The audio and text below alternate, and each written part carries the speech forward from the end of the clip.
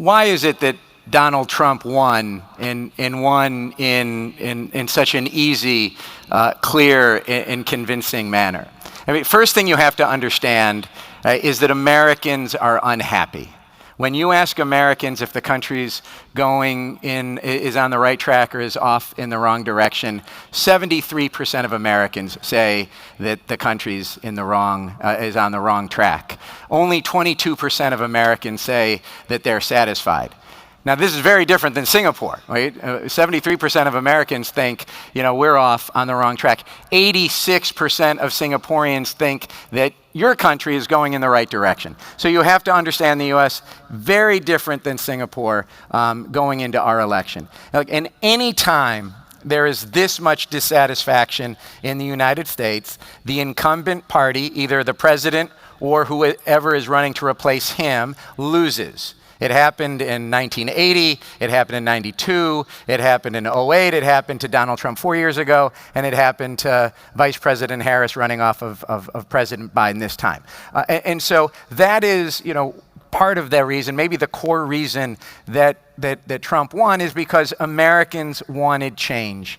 Donald Trump was able to win the working class this time so convincingly that he got a majority of the vote. Why is it that the Democrats, right, who used to be the party of the working class, are no longer? And it's because the Democrats focus more on people who shower before they go to work than shower after they come home.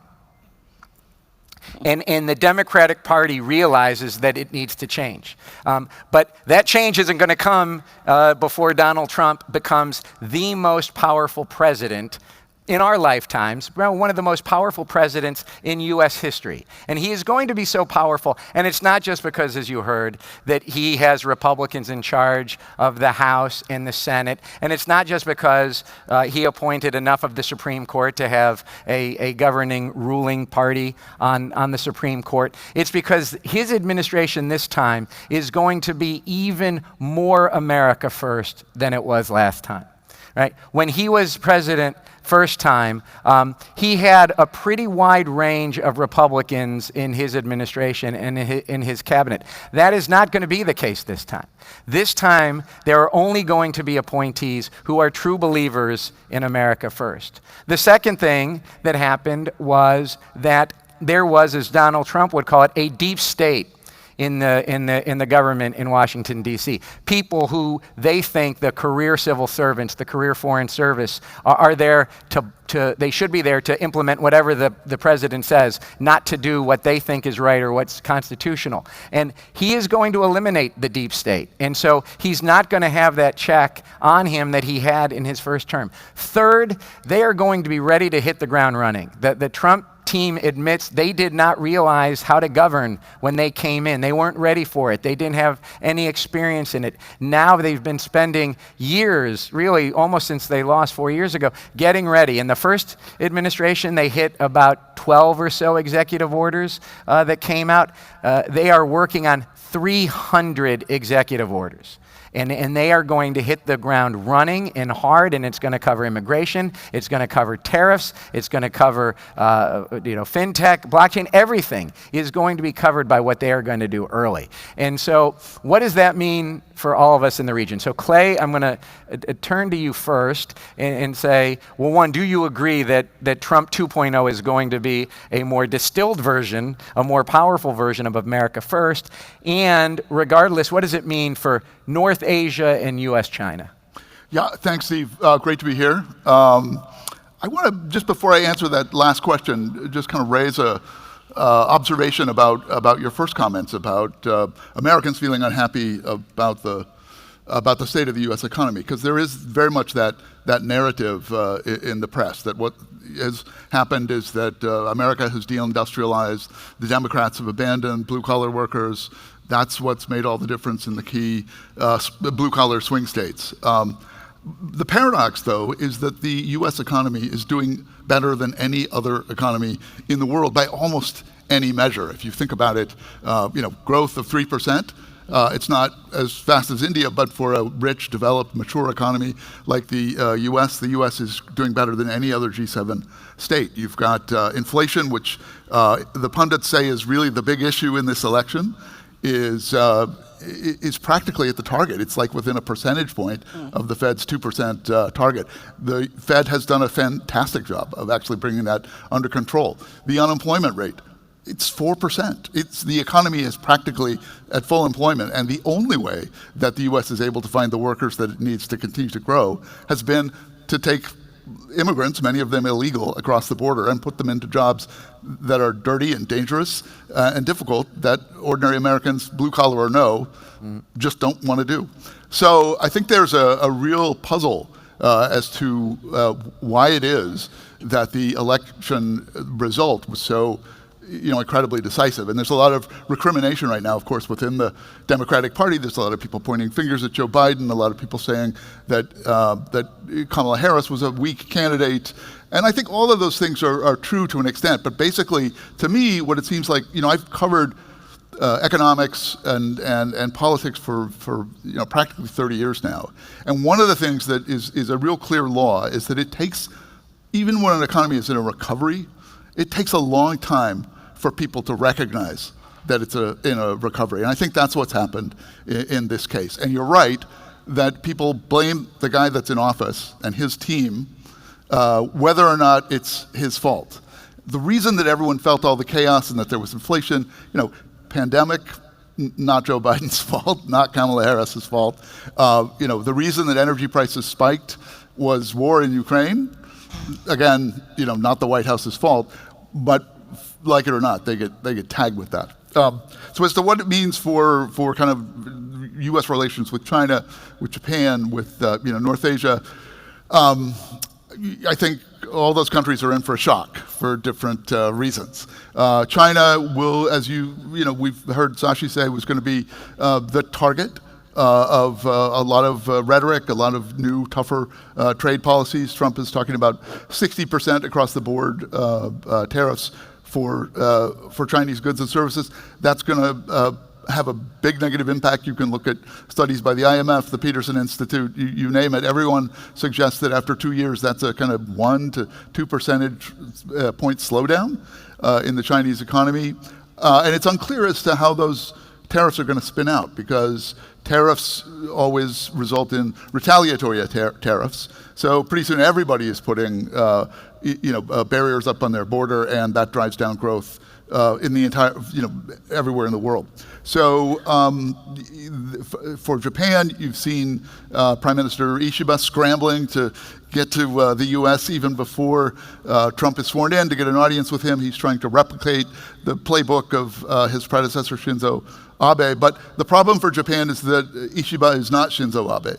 Abe was very firmly in control of his party. He was very firmly in control of the government bureaucracies, and Ishiba is not. And he doesn't have anywhere near Abe's level of charm and ability to go out and play golf with Trump and build a personal chemistry. So that's going to be, I think, a problem. Trump has spoken about not only making Japan also pay tariffs, but about making them pay more for U.S. troops and military that are stationed there. More or less the same situation in Korea. He's talked about making Taiwan pay more for its defense. So even for allies in North Asia, the advent of Donald Trump too is going to be a real shock. And Barkha, let's talk about India, both U.S. India and then India within the region. I think the superficial presumption is howdy Modi, Americans love Modi, Trump loves Modi, Modi loves Trump, everything's going to be great. Agree? Agree partly. There's no doubt that Prime Minister Modi and President Trump do share a personal bonhomie, a personal rapport.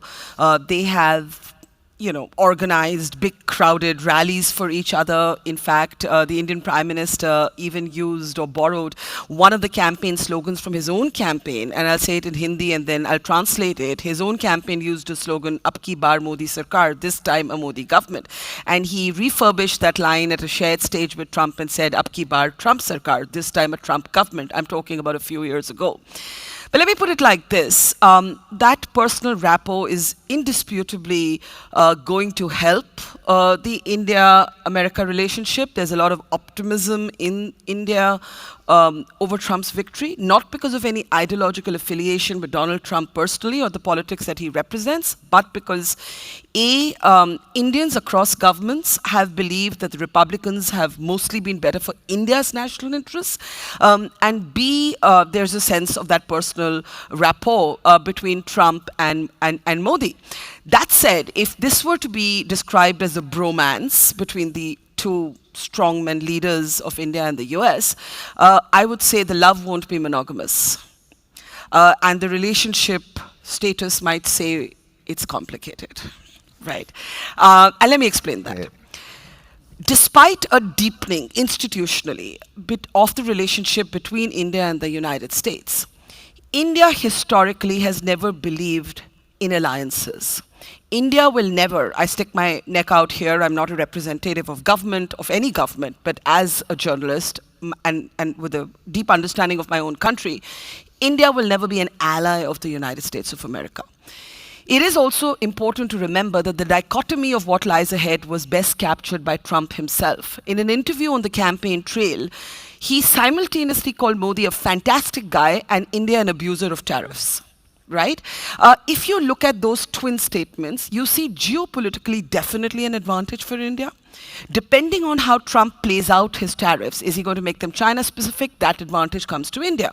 But if he's also going to target India, then there's a sense that the US, which rivals China as India's biggest trading partner, the value of trade in 23-24 was about $118 billion. The US is the third largest source of FDI in India.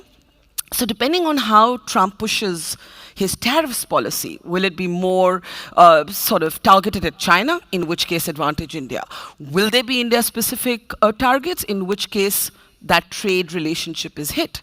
And I think we should be prepared to see forums that the West may regard as irrelevant, BRICS, SCO, as relevant forums. It is not an accident that we are talking at a time when India and China have also reached a rapprochement on the border. I'll stop there because I'm sure I'm going to face some pushback on what I've just said. Well, no, I just say it sounds to me like it's an India-first policy. Of course. Modi and Trump have that in common. Modi's motto is Make in India. His is Make America Great Again. That policy may collide. Mm-hmm. I think what both leaders will be doing is to use their personal rapport and the institutional closeness that both countries have established to find a sweet spot given those competing aspirations. Right. I'm going to talk a minute for Southeast Asia and build on what you said in asking, will there be tariffs on India? And the answer is yes. There's going to be tariffs on everybody under the Trump administration. Now the question is it going to be 10%? Is it going to be 20%? Is it going to be blanket? Is it going to be more specific and sectoral? We don't know. And what that means for Southeast Asia is a couple of things. I think the first is that a question I often get is, what is the Trump policy going to be towards Southeast Asia? And I say that is a fair question. It is not the right question. The Trump administration does not have a Southeast Asia policy. It has a bilateral policy for each country within Southeast Asia. It is very different than the Biden approach and the Obama approach and the Bush approach, which looked at things multilaterally.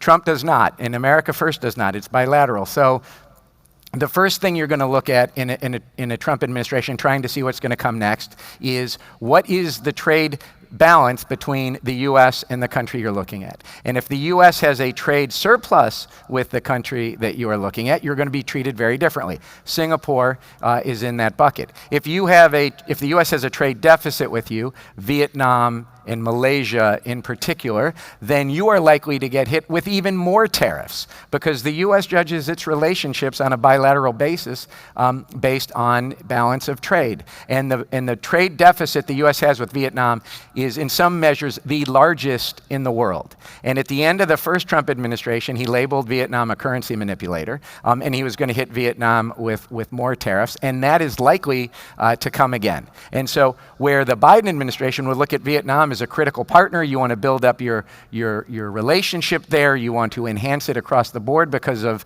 where Vietnam fits in the U.S.-China competition, that doesn't that's not the America First approach. And so Southeast Asia is going to be hit very differently. And Clay raised a really good point, which I want to ask him about, where he mentioned the retaliatory tariffs that are going to come and what all of this means, because as the U.S. puts tariffs on countries, the countries are going to put tariffs back on the United States. But part of what the U.S. is going to do on putting tariffs on to China is that it's going to force more goods here, and then that could be related to more tariffs. So how do you see this, the retaliation playing out, and if that's too specific a question, what is it we should be watching on the retaliation of tariffs globally? I think number one, we should be looking at the scale of what Trump is actually going to try to do.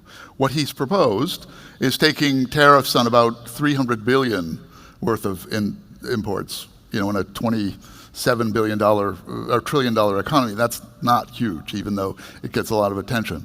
And then 10% across the board for everybody, plus 60% for everything in China, not just the targeted, renewable energy and tech-related sectors. So he's taking the number from 300 billion up to more than 3 trillion, which is a global heart attack, I think, and it will start to have very substantial impact on the growth of U.S. trading partners. Many, if not most of them, will feel compelled to retaliate. That will double the impact of the initial tariff, and it will slow growth everywhere. Tariffs, one of the features of tariffs is that because you don't need as much foreign currency to pay for imports, the dollar goes up. The dollar goes up, your exports go down. So it has these kind of circular implications, which I think take a while to play out, but can become quite damaging and can fall most heavily on the shoulders of the American kind of working class folks that Trump claims to be the savior of. So I would just say that Trump's policies, economics is not physics, but it's also not fantasy. And these policies will have real, there's a cause and effect relationship that when Trump is in the White House, he can't just blame on Joe Biden as the incumbent. It's going to be, you broke it, you bought it. And he's going to have to account for why suddenly consumer prices are going up, why rich people are getting more in terms of tax breaks. And I think that's going to either be a constraint on how far he goes, or it will have real political consequences in the next round of decisions. I mean, I agree. I think we can't factor out the intrinsic volatility and unpredictability of Donald Trump as a persona. So when we speak to the advantages, for example, that may derive from his personal rapport with the Indian Prime Minister, you also have to build in the fact that this is a person who changes what he says pretty much in the span of 24 hours. I think what India will watch with concern in particular, apart from tariffs, is the issue of immigration. And if there are going to be, for instance, mass deportation of Indians who have entered illegally, there are Indians who are part of the 5.2 million Indian Americans who are there legally, do very well, but there are also thousands of Indians who do enter illegally. Is Trump going to do a mass deportation that includes Indians? And how would India, as a self-respecting country that has to show compassion for its own people, respond to that? That would be one area of concern. Visas for highly skilled professionals and the impact that could have on the information technology, sort of big companies, many of them with big operations in the United States of America, TCS, for example, that's another major concern. And I think given all that, India is going to do this trapeze walk, look to deepen the relationship with the US under Trump, but at the same time, keep its doors open at forums which are Russia and China led. We need to remember that just a few weeks ago, the Indian Prime Minister was talking about trading at the BRICS summit using local currencies. Now, of course, Trump has said that anyone who indulges in de-dollarization is going to face a 100% tariff. So maybe the de-dollarization dream is over. But what about trading in local currencies? So I think India realizes that this is complicated. There is optimism because of on geopolitics, but not on trade and not on immigration. I want to make one point on immigration, then Clay, I'm going to come to you on decoupling and if it's possible. I mean, look, it is going to be impossible to deport 10 plus million people from the United States. That's not what you need to do to be effective. If people are worried that they are going to be deported, you are going to have self-deportations.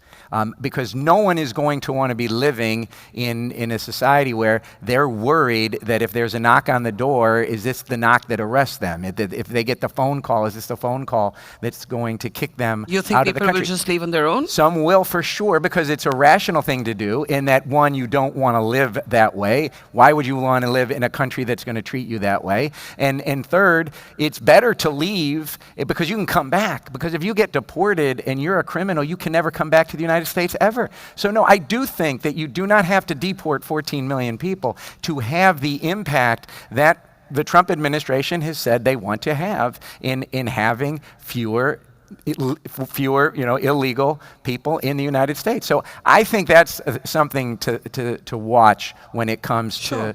to from the social perspective, what does it do to people's lives? What does it do to the economy? The U.S. is close to full employment. If you take 1 million people out of the workforce, what is that going to do to wage inflation? But you're assuming here that there's a very stable, rational set of responses from an administration or from a personality that is led also by his own innate contradictions and sort of intrinsic instability to some degree. And I'm saying this though most Indians believe that Trump will be better for India's interests. And I was reading on the way here that in New York they just announced that they will no longer be giving food coupons for those who have entered illegally. And this has happened hours after Trump has won the election. So I agree with you that what will happen to the American economy if you just send all of these people back. But I don't put it past them to do something symbolic, something high voltage, something big ticket, because how is he going to keep his promises to his base otherwise? I think symbolic is correct. I think there will, of course, be something symbolic there. There has to be. Clay, I want to talk to you about decoupling, because you talked about that relationship between the U.S. and China, what happens. Yeah. There are people in America First, in the America First movement, in how they govern. I mean, there's a bit of a range of, do we continue the approach we had in the first term, which is targeted tariffs, put in investment restrictions, but you still have an economic relationship, versus others who are being considered for Secretary of State who say, we need to decouple. Yes, it will be painful, but the pain is worth paying in the short term. Is decoupling possible? I would say, first that decoupling is something that a lot of us, in the business press, dismissed early on when these kind of conversations started and said, oh, it's impossible. These two economies are too tightly integrated. I have been very surprised by how far it has gone, not only where it originated in the Trump administration, but then how the Biden administration has carried it forward. And I think we've already seen some very fundamental shifts. We were chatting backstage about this, but the number of foreign business people that are in big Chinese cities like Beijing and Shanghai dramatically, just visibility has gone way, way down. Number of businesses that are rethinking their China strategy, professional services firms that are now realizing, gee, I have to separate my entire IT system for my whole China operation from the rest of the world at hundreds of millions of dollars of expense so that I can internally even decouple. You think about a company like Yum Brands, where they launched this China business, very successful. It got to be so big, it was kind of the tail wagging the dog. And the people on the board said, investors really don't know if we're a Chinese company or an American company. And sometimes the stories are different. We're growing in China, not in the US, and sometimes vice versa. So they split that company in two. A similar debate going on right now at HSBC. I think you're seeing all these big consumer companies. There's Starbucks under a lot of pressure because its China business is ailing, and is struggling to compete with a lot of local rivals. There is a big press among investors to consider the possibility of spinning that off to a local licensee. So that's a completely new era, I think, even before we had a President Trump. How much further can it go? I think it can go quite far, but what's really interesting to me is some of your comments about Southeast Asia. Southeast Asia, and India to a large extent as well, have been giant windfall beneficiaries of the tension between the US and China, because supply chains have shifted out of China. Even China these days has a China plus one strategy. So lots of Chinese companies are coming to Malaysia, coming to Indonesia, coming to Thailand.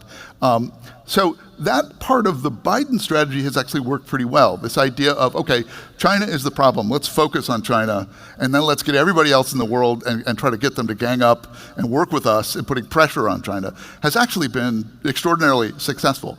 I think the question is, what happens now when Donald Trump says America first, everything is bilateral, everything is transactional, we're fighting with everybody, right? We're alienating the Malaysians, we're alienating the Thais. I mean, Vietnam has been this great alternative location for American and Japanese companies to shift all of their electronics, their kind of small industrial, kind of manufacturing, that sort of thing. And they've been a big beneficiary, and that's actually helped the United States. But to say, oh, I don't like you, you're a currency manipulator, and we have a trade deficit with you because you send us too much catfish. I mean, there's no logic to that. And I was Barkha, is India a beneficiary of the US-China decoupling, or is it going to get hit by China decoupling, or of course both?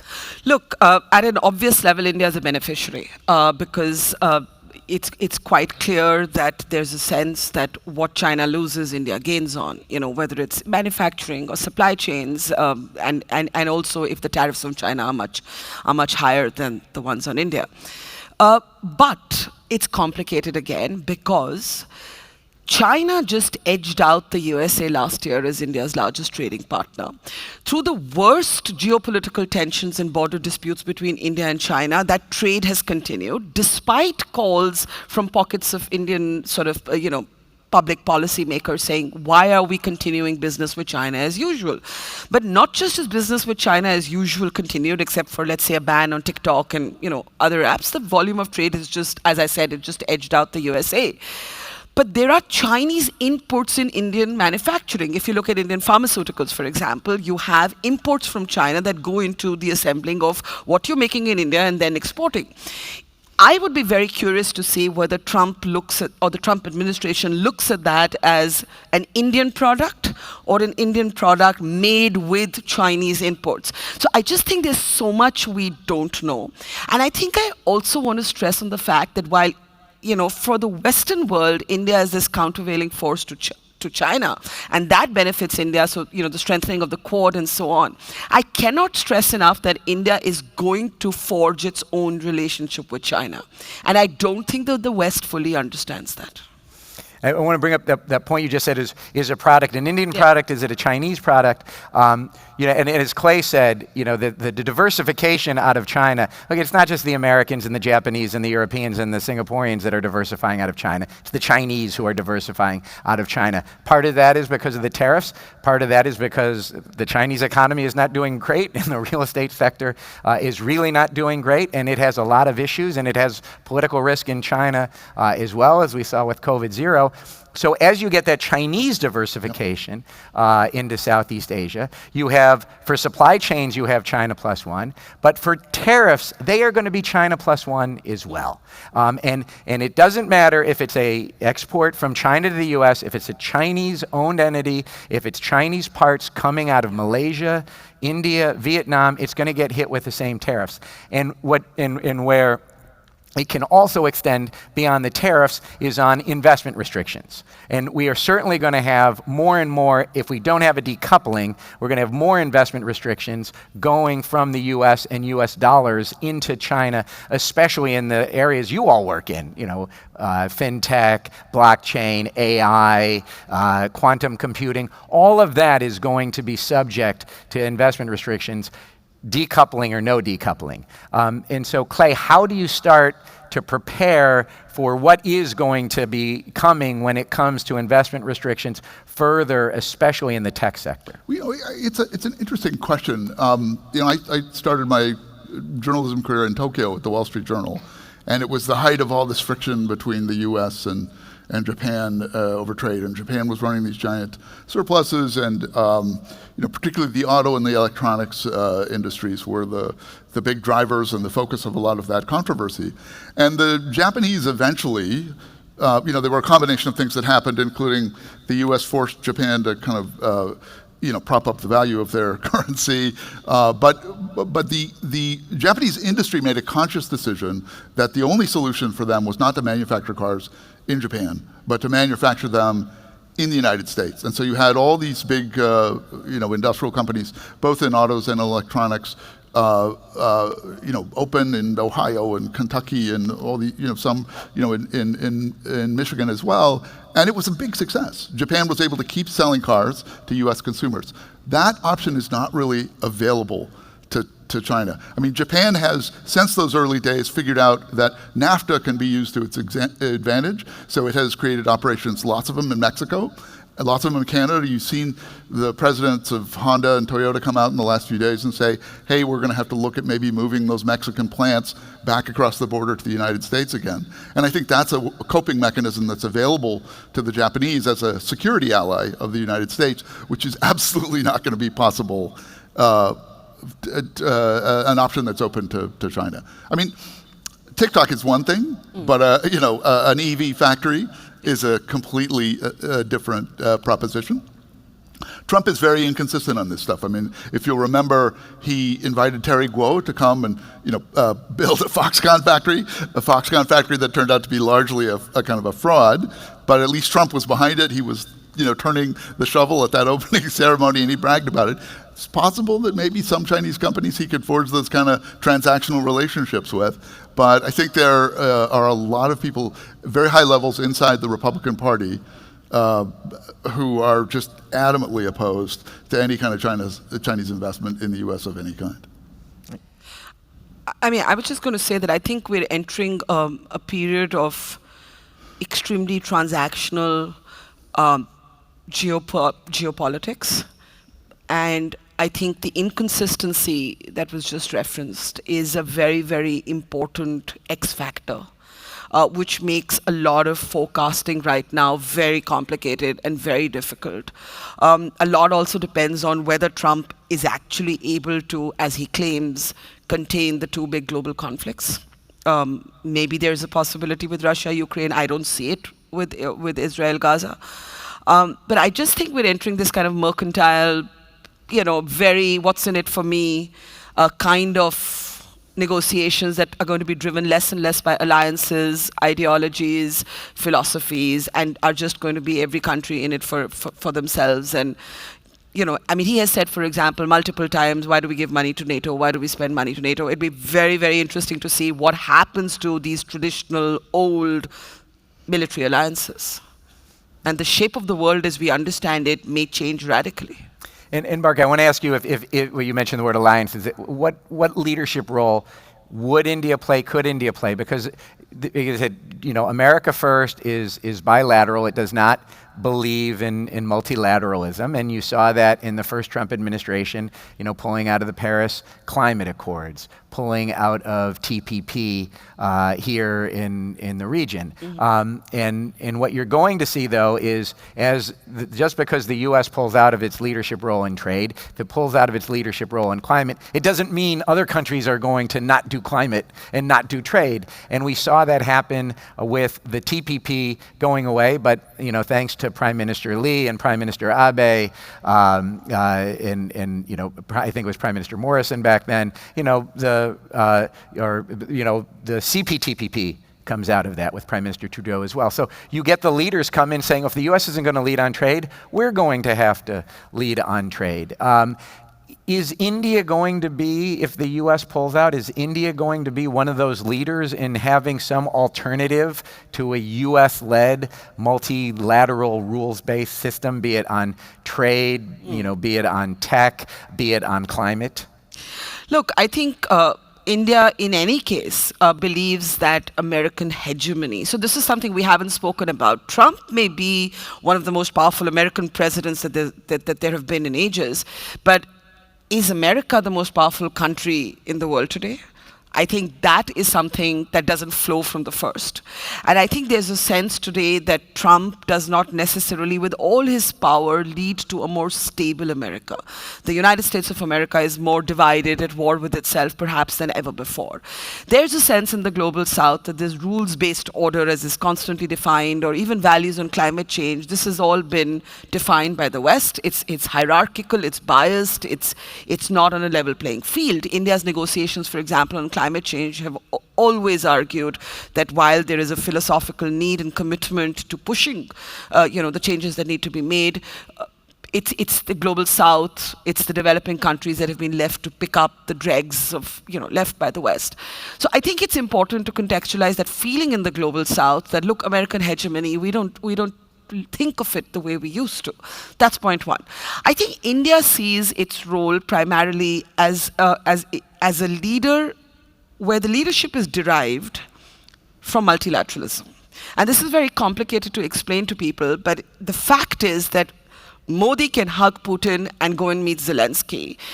Modi can be part of the Quad and also attend the BRICS summit and the SCO, the Shanghai Cooperation Organization. These are both forums controlled, directed by Russia and China to a large degree. India has a relationship with Iran, right? So India, in some ways, I'm not saying India is setting itself up to be some kind of formal mediator or, we can even achieve results, but India has channels of communication with all of these countries all at once.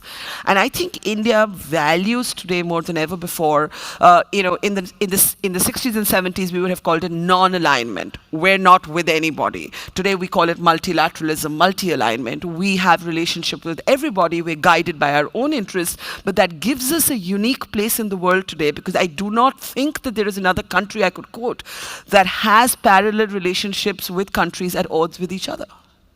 And so, Clay, I'm going to ask you the same question on China. And I would say the typical American view is that, Xi Jinping in China is not going to be able to step up and be a multilateral leader in Asia because of what's happening in the South China Sea, what's happening with Taiwan, that while China, you are always going to have to be a critical partner of yours, certainly economic and trade. That's not who you're going to look at as a multilateral leader. Is that too much of an American view? Is Xi Jinping going to be able to fill a vacuum that the U.S. creates? Well, it's interesting, Barkha was talking about alignments. I mean, China's official policy is in many ways very similar to the one that you articulated as India's policy, which is that they don't believe in alignments. They don't believe in allies. They have two allies. They have Pakistan and they have North Korea, and those are the only two countries that they recognize. But imagine that as allies. Yes. So they have friendships and they have relationships with other countries, and they try to have influence in those countries. But they're very transactional about those kinds of relationships, and they recognize that because they are so large, just like the United States, that it's to their advantage in trying to put pressure on those countries to not have them bargain in multilateral blocks, but to take them one-on-one. And so all the South China Sea issues, their strategy has been divide and conquer. No, I'm not going to get together with the 10 states of ASEAN and you guys form a power block to haggle with me. I'm gonna pit Vietnam against Malaysia against whoever. And so the U.S. is now gravitating to that same type of approach, where it's been all let's all be allies, let's be friends, let's work together. Now it's saying no, actually each one of you, we're gonna pick you off individually, and we're gonna figure out ways that we can maximize the amount of pressure that we put on you. And we're not gonna let you even talk about being non-aligned. We're gonna expect you to get in line with us, and whether it's tariffs, whether it's we force you to pay for military benefits that you're receiving, or whatever it is, whatever lever we can bring to bear, it's realpolitik now. So that's the big shift, I think. I agree with that. So I'm going to, I'll ask you this close and set it up this way. And I'm not going to ask you, what do you think is going to happen in the next 4 years of the Trump administration? That's impossible. But I'm going to ask you what you're going to watch in the next 2 months and 2 weeks during the transition before the 45th president becomes the 47th president. And the thing that I saw, to me, that I thought was very strategic came from the South Korean trade minister. It literally, I mean, the day after the election, the South Korean trade minister came out and he said he is going to work to get Korean companies, especially the auto manufacturers, to invest their factories into the United States. And if he does that, that will build relations with the U.S. because now you're putting FDI from Korea into the United States. You're creating jobs in the United States. And he said what that's going to do is going to have all of the parts manufacturers who are in Korea, who supply the Korean auto manufacturers, have to export from Korea to the U.S. because now you're lowering your trade deficit with the United States. So a very smart, strategic, political move that the South Korean trade minister took early on. Do you expect to see other things like that? What do you expect to see in the next 2 months, 2 weeks? What are you going to be watching on who's going to get appointed? Yeah, I mean, obviously who's appointed will be important. I think we'll definitely see among U.S. Security allies, there will be a welcome shift of investment, suppliers, that sort of thing, into the United States. I think that there are limits to how far that effort can go, partly because the U.S. doesn't have the workers with the skill sets that are needed for a lot of the types of supply chains that are necessary for that. It takes a tremendous amount of time. We haven't been very successful in training people or encouraging people to take those kind of jobs. So I think that's going to be limited. The thing I'm going to be paying careful attention to is the timing and the sequencing of the things that Trump has talked about. Does he lead with tax cuts? Does he lead with tariffs? I think that those will make, he can go fast. In the first administration, he led with tax cuts, and then he got to tariffs in the sort of last couple of years. I think this time it's going to be a reverse sequence, just because the tariffs he can get through with executive order. I think that there are still, even in the GOP, some people that are really worried about the deficit, so the tax cuts may not go through as quickly as he expects. The other thing I'm going to be really looking at is how Trump thinks and interacts with the chairman of the Federal Reserve, because he has mocked Jerome Powell. There has been this kind of suggestion that he expects Jerome Powell to step down before Trump takes office. Powell yesterday said, "I'm not doing that. The law doesn't permit him to fire me. I'm sitting tight." But his term is up, soon. So who will replace him, and will it be someone that's more malleable and concessionary to Trump?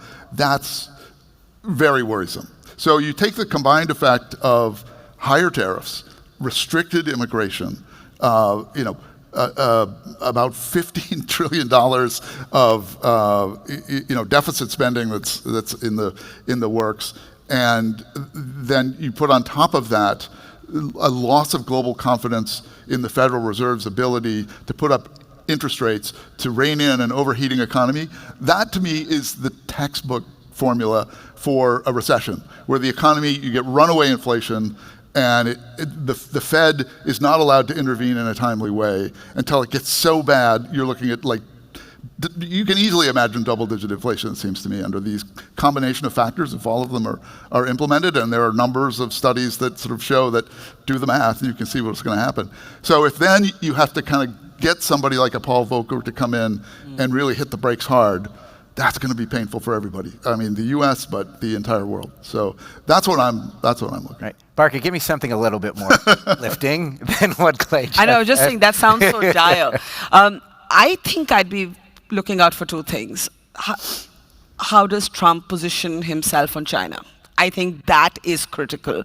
Does he other China? Is China now the imagined great enemy that he's going to lead America's sort of battle against, or is he going to make somewhat conciliatory noises? I think that would be really curious, because it could upend all calculations for countries around the world.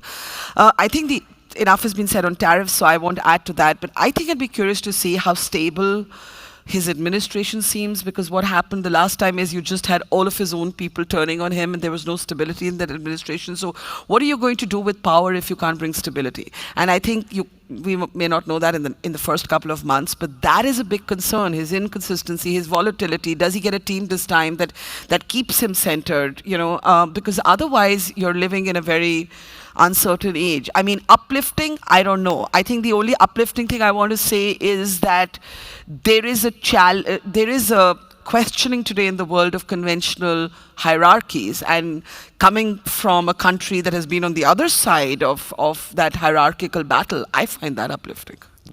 Well, I guess I will close with two thoughts. One, I'll quote my friend Bilahari Kausikan, who's the former permanent secretary of the Ministry of Foreign Affairs here. And he basically says, we lived through Trump 1, it was fine. We're going to live through Trump 2, it'll be fine. We're all going to move forward. So kind of a realpolitik way to look at things. I mean, the way where I describe my career, I used to say, from my time in government and corporate and financial services, I used to say I worked at the intersection of business and government. And now I say I work at the collision of business and government. And in nowhere does that collide more than in technology. And so you all are in a period where you don't have to just be thinking about business and tech. You now have to be thinking about geopolitics. And I think maybe that's why we were the final panel for today. So Manisha, back over to you. Thank you. Thank you.